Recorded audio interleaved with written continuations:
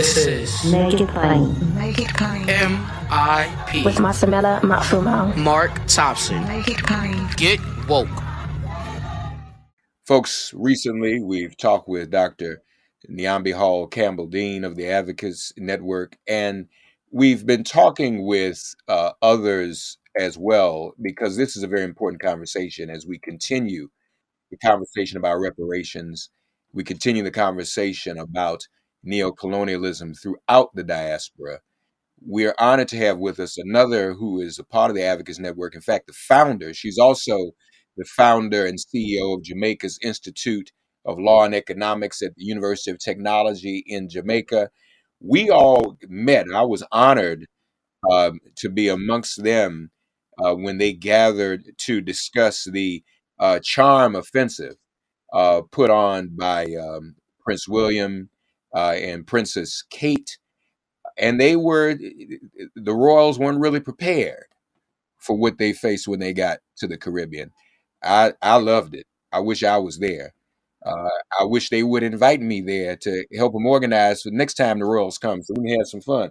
Uh, but this is great, and again, this conversation about an international, Pan-African reparations movement, which some are pushing back against. We'll get into that as well. But we're honored to have with us none other from Jamaica, Dr. Rosalea Hamilton.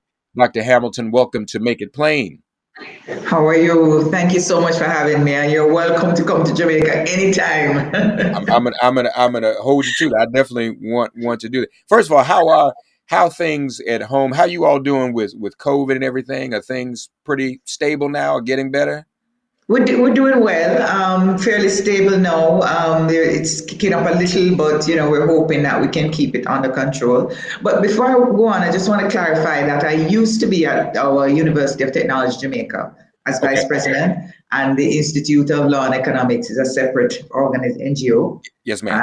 Okay. So just for clarification there, yeah. So we are now trying to pick up the pieces. It's been a tough 2 years, going on 3 years of this COVID pandemic, but I think things are settling down and we're trying to really pick up the pieces. Well, we're honored to have you with us. Tell us how the Advocates Network came to be. Well, it's interesting, the origin, because in the context last year, when we're struggling with what's happening, we know that one of the hidden pandemics associated with the COVID pandemic is gender-based violence. And we've been hearing a lot of reports about it. It's a problem here in Jamaica and many other countries as well. And then we saw this viral video going around with a man beating a woman with a stool. And it was really awful what we saw. And then the allegations are that it's a member of parliament, a sitting member of parliament, who did that. So we were quite outraged, and a few of us decided that we have to take a stand and speak up, because it's not acceptable, in fact, intolerable to have a member of parliament who's part of this. So the allegations were around, it led to him being forced out of the ruling Jamaica Labour Party. And with all that has happened, he's never denied that he did it.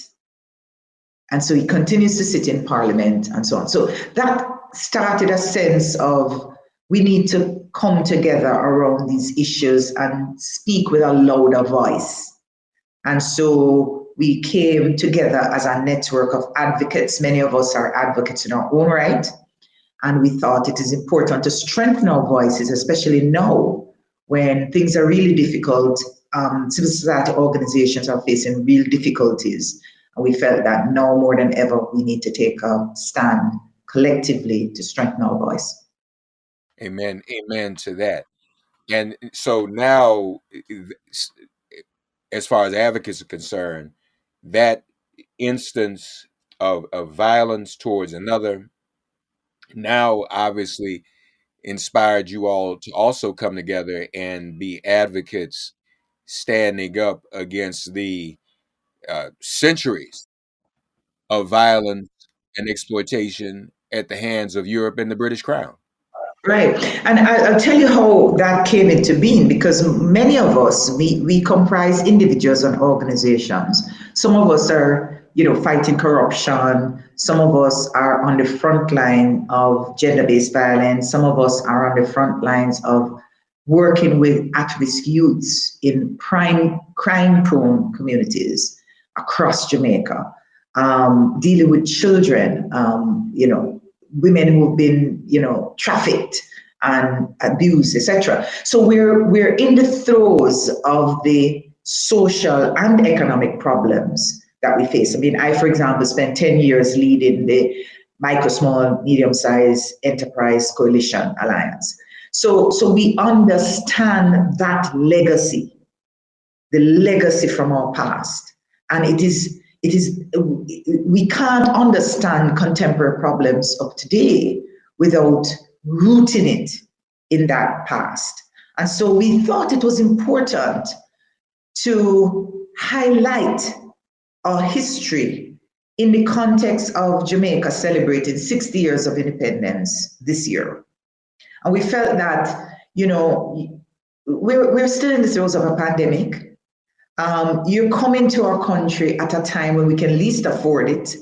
We're told that you're picking up some costs, but the Jamaican people have yet to hear how much our taxpayers' dollars spent on that trip. We don't know. We've asked, and we're still trying to get answers. What did it cost us? We were told it will cost at least security cost, but whatever it is, we need to know. And so you're coming as if nothing has happened and we're supposed to be, happy. So we felt, no, we had to take a stance. So the first thing was, we said we wanted to document why we're not happy to see you. Certainly not now. And certainly we're not going to celebrate 70 years of your grandmother's, Jubilee celebration. That's not on the cards. For 70 years, while she was on the throne, we've been suffering. We've been dealing with the legacy of what has happened for the past 400 years. So we felt that it was important to make our voices heard at a time when we're grappling with some of the legacies of the social and economic and political history that we've had to grapple with. And that was really our motivation to start. Wait a minute. Jamaica has to pay for them coming. So you all are going to be billed for their visit that you didn't invite them. And normally, if you invite people to your house, then you do provide for them. But let me just be clear. Were they invited? We asked that question as well, because we're not clear.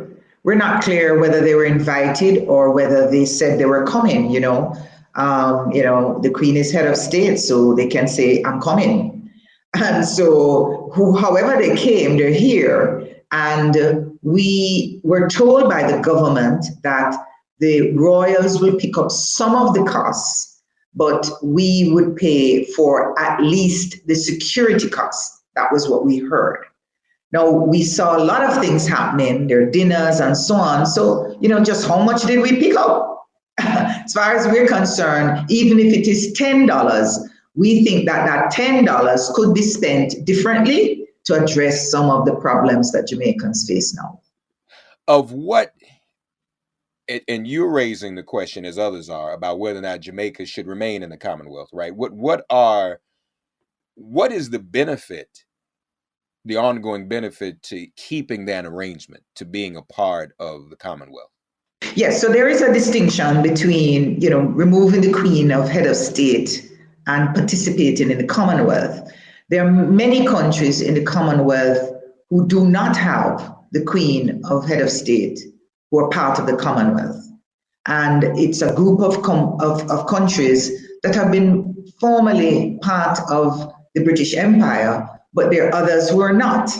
So it over time has become a group of countries that, there's a sense that here is a group that we should join. Now, the head of state is really our focus now. We can come back to the issues associated with the Commonwealth. So the head of state is really a symbolic head with no real powers. And that's the issue that was settled at independence. So real power was transferred in our local hands to our prime minister and the cabinet and government. But the perpetuation of the symbolic head is a constant reminder of that past. And so severing the links, removing the Queen of Head of State, essentially ends that colonial process and establishes us as a nation without a monarchy. But there are some of us who feel that that is not enough. We need to go a step further to establish a country that is in the hands of our people, that sovereignty moves from the crown to the people. And so it is our view that what we now need to do is focus on what exactly does that mean? How do we strengthen our democracy, deepen provisions in our constitution that we shape? We had, in fact, our constitution is a British order in council. That's an arm, it's just a signature done by a civil servant. That's just a piece of legislation coming out of the British Parliament. That's our constitution, an order in council. So we are of the view that we need our own constitution. We need to shape a constitution that comes from the will of the people. And just to give you a different comparison with our constitution and yours, you start with we the people. And you establish a constitution that's about the people. There is nowhere in our constitution that the word the people turns up. Nowhere. Yeah. So we have to settle all of that. And I think that's really the issue now, that we need to shift, and to make this shift more than simply moving the Queen of Head of State, but establishing a real democracy where we have a government for the people and by the people. So to be clear, though, to establish that real democracy, does that also require not only replacing the head of state, but also leaving the Commonwealth? No, it doesn't. It doesn't require. No, it doesn't require. That's a choice.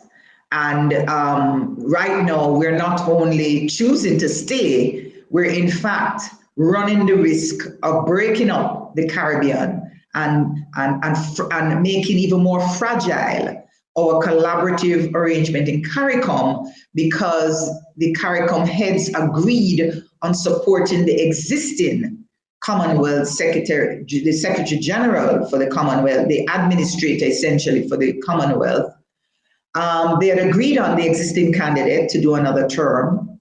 And then within a month of that agreement, Jamaica offers a new candidate. And it has created obvious tension. And so, I recently wrote an article effectively questioning, is this worth breaking up a collaborative arrangement which we ought to see as important as we reposition ourselves in the world? As all of us need to reposition ourselves as the global alignment is clearly changing.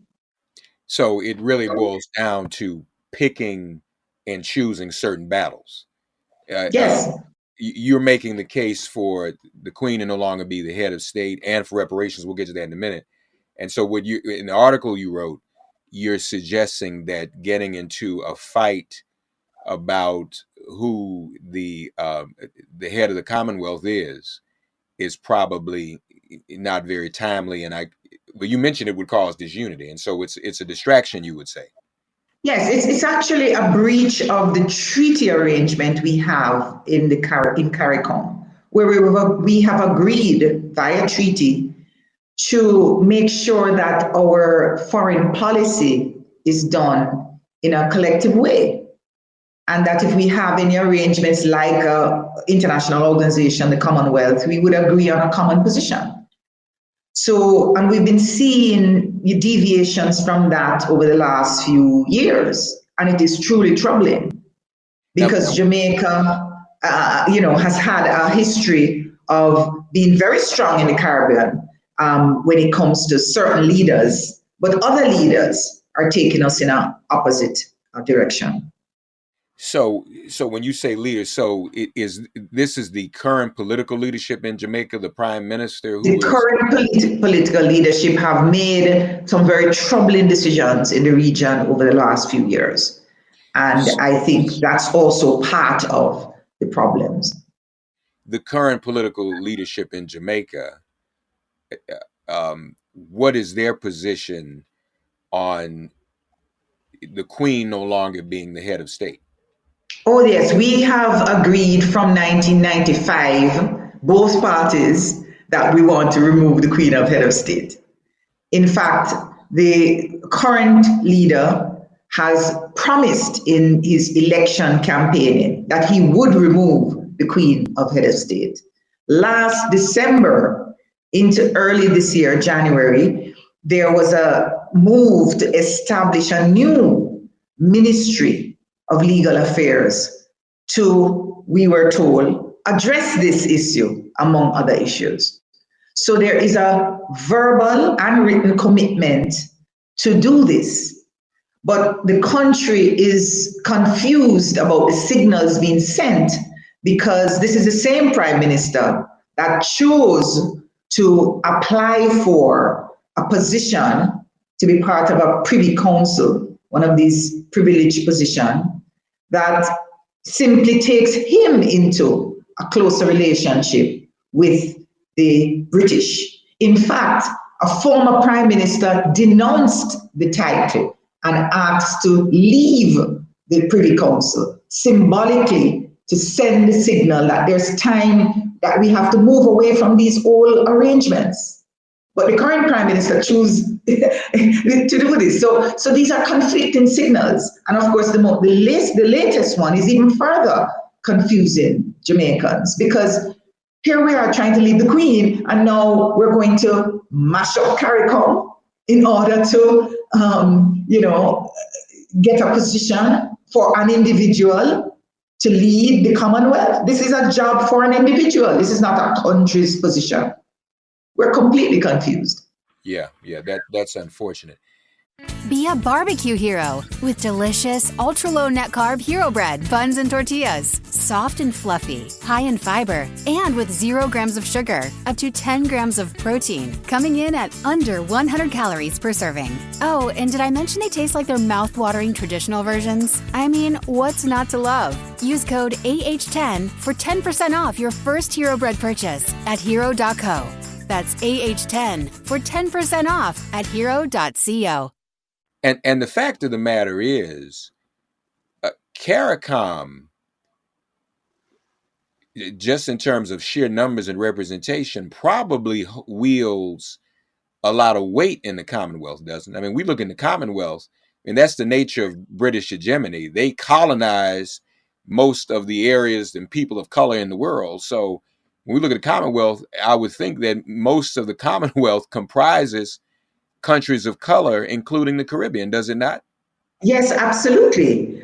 We have, in fact, one of the strengths of the Commonwealth that is discussed is the idea that there are so many of these small island developing states, not just in the Caribbean, but in the Pacific and so on. And that over time, there's been lobbying and so on for positions in respect to the since the small island developing states. But, it's one thing to, promise and lobby and advocate and so on. And these are important, that's what we do. It's another thing to have the capacity to do it. And so one of the things I pointed out in the article is that the current strategic plan points to the dwindling financing and the incapacity to finance development agendas. Now, that's troubling, because we're breaking up our arrangement to try to get an individual to lead an organization with declining financial capacity to address development challenges. That's the issue for us right now. We need help to address our development agenda. And then it begs the question, what is that development agenda? And to what extent does it include the post-colonial eradication of those institutions that persist today? And is that going to be the development agenda? By the way, folks, FYI, the current Prime Minister of Jamaica is Andrew Holmes. Wholeness. Holness, I'm sorry, Andrew Holness. Right. Now, we also have been talking about reparations. And talk to us about that and what Jamaica and the Advocates Network is also demanding. It's one thing to say we don't want the Queen as head of state, but Britain owes and the European nations owe reparations to the Caribbean community. Absolutely so. And importantly, Jamaica, like other CARICOM countries, have established national reparation committees. And these committees have been set up formally by the governments to work through and discuss the reparations issues, strategies, etc. And we've all signed on to a CARICOM 10-point strategic plan around reparations. And it includes not just the money, but the institutions we need to put in place to tackle health issues, to tackle cultural issues, technology, the psychological legacies of slavery, and importantly, issues like debt reduction, cancellation of debt. So it's a comprehensive plan that addresses several issues of importance to us that are part of our development challenge. Just folks, that would include an apology, a repatriation program, indigenous peoples development, cultural institutions, public health crisis, illiteracy eradication, African knowledge programs, psychological rehabilitation. Lord have mercy. I'm going to stop there for a minute. See what our Queen Doctor just said. When folk get caught up in the trappings, I am on the Privy Council. See, that's psychological. We think, the white man's ice is colder, or in this case, the white queen's ice is colder, and we get pulled in. We've all been victimized by it. We get pulled into that. That's our psychology. Technology transfer, and number 10, debt cancellation. Let me just say something, because you just inspired me. In this debate we're having in America, where there are those who are xenophobic and nativist, who only want lineage-based reparations to go as individual checks to a handful of individuals who can prove it.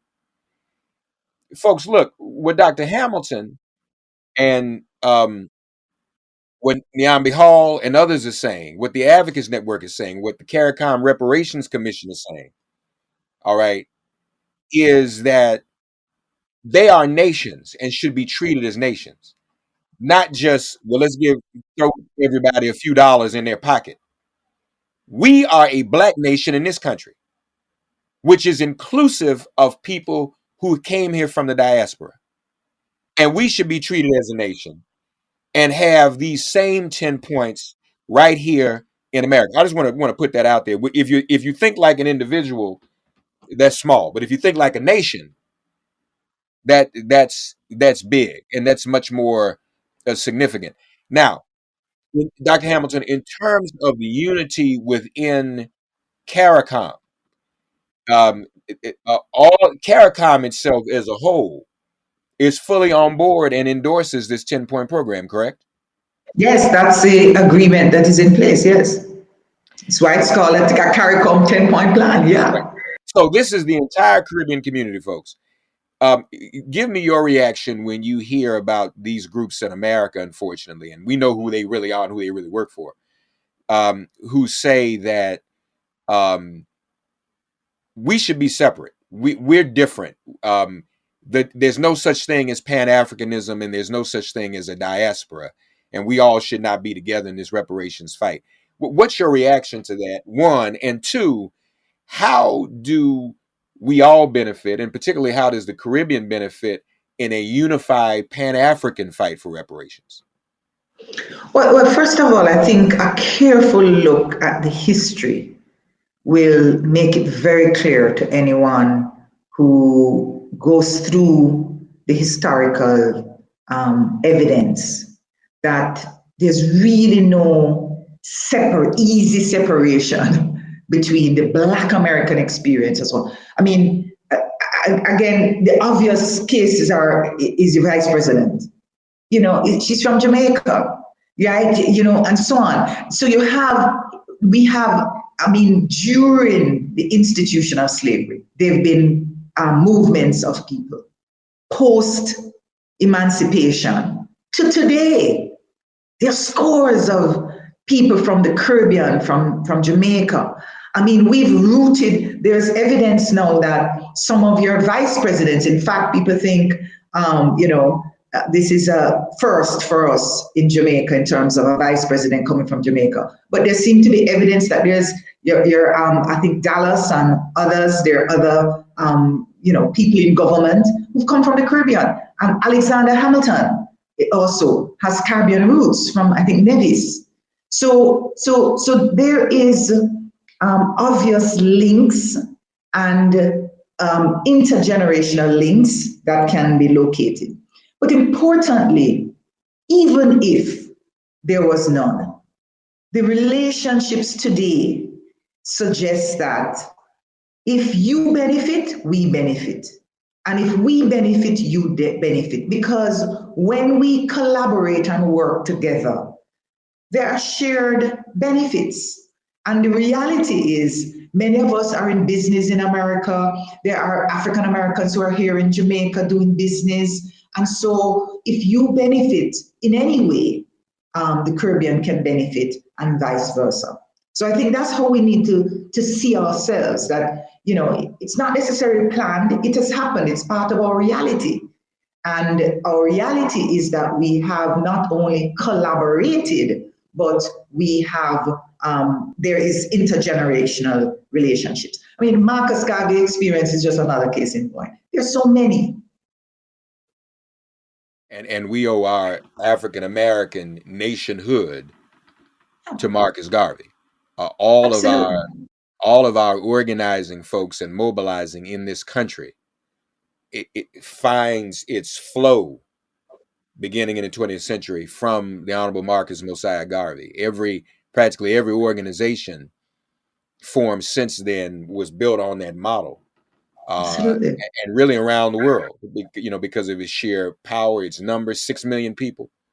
There are those who even argue that its chapter in South Africa is what gave birth to the African National Congress. So, and folks didn't say, oh, well, he's from Jamaica, we can't do this, we can't listen to him. So no, this is where we are. So now, and we can't deny, as you said, we can't deny who we are. Again, that's why we need psychological transformation. When I heard a story about a professor who was giving a speech recently, and there was a sister from the continent in the audience, and she said she didn't consider herself Black. And the professor said, "You are. We all are. But we have been so mentally colonized, folks. We think we are not that which we really are and who we really are, and that's important. What is next, Dr. Hamilton, for the Advocates Network in this movement around removing the Queen as head of state, and in this movement around reparations? What's next? All right. So for us, we think that the shift to a republic, to becoming a republic, is really about deepening of our understanding of what it takes to build a nation. The responsibility we have. We now have to see Jamaica as our country. We are the owners. We're not tenants, we're not squatters. I think when you look at what has happened over the last 60 years, it feels as if Jamaicans are literally, tenants, and somebody else is the owner and somebody else is the landlord, right? We have to shift that. And I think our view is that when we see ourselves as owners of Jamaica, when we see ourselves as having the responsibility to shape the future of our nation, I think then we will see some changes. We will not concede in the future of our nation and the definition of who we are to someone else. It's us.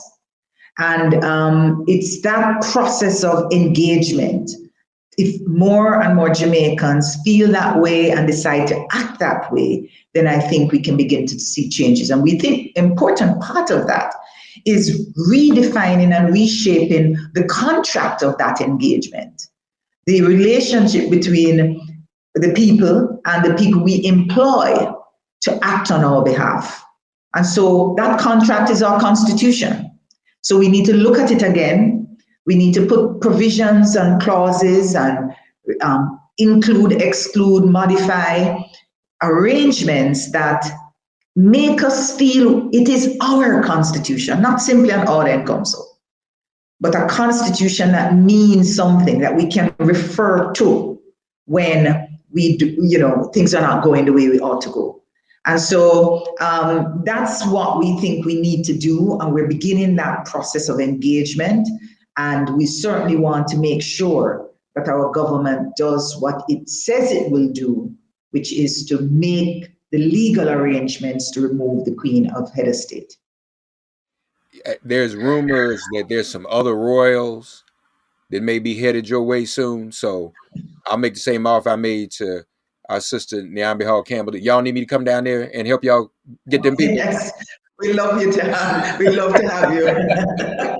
Come on down. Unbelievable. But it was, all the social media memes were hilarious because in the Barbados, Prince Charles came to hey, I'm going to embrace this. And it was even like they replaced the Queen as head of state with Rihanna. Like, we going to make Rihanna the head of state now. and the Queen. And he was there. Okay, I'm cool with it, because everybody loves Rihanna. But no, this has to happen. And we all must stand together. And I hear what you said, too. This is not just simple as a head of state. You all need a new constitution. And we, all of us here in the diaspora, in the Pan-African world, as Dr. John Henry Clark, the African world, need to stand in solidarity on this, and that we will. Professor Dr. Rosalea Hamilton, the founder of the Advocates Network, doing a lot of great work. This will not be the last time we talk. And look, folks, y'all might see me go down to Jamaica and want to be a part of this and help these folks out, because this is an important struggle. And I think we all have a great deal to learn from one another. The only reason I'm not Jamaican is because my ancestors were taken off the ship a little bit later. The only reason Dr. Hamilton is not African American is because her ancestors were taken off a little bit earlier. So all of this stuff about we're different and we got no. And we are not immigrants. All right, we are all together in this, and our ancestors explored North America long before Christopher Columbus did. Our ancestors from Africa. Dr. Hamilton, thank you for joining us on Make It Plain, and I look forward to being in this in the ongoing struggle with you. Thank you so much for having me. And I do hope that we can strengthen our advocacy and our demands for a better future for ourselves and our children by forging stronger collaboration and working together. I think the Pan-African dream must become a reality, and I think it will. I believe it's so. As Marcus Garvey would say, it will be so. Absolutely. Thank you, Dr. Hamilton. Good. Thank you so much for having me. Thanks for getting woke and listening to Make It Plain. As always, perform an act of kindness on behalf of an elder or young person. Write a letter to a sister or brother who just so happens to find her or himself incarcerated. Offer libations to the ancestors upon whose sturdy shoulders we all now stand. And above all, give thanks to the God of your understanding by whatever name you call her and him. All God asks of us is that we give each other love. Thanks for giving MIP love. And please remember to subscribe and give us a 5-star rating. If all hearts and minds are clear, it has been made plain.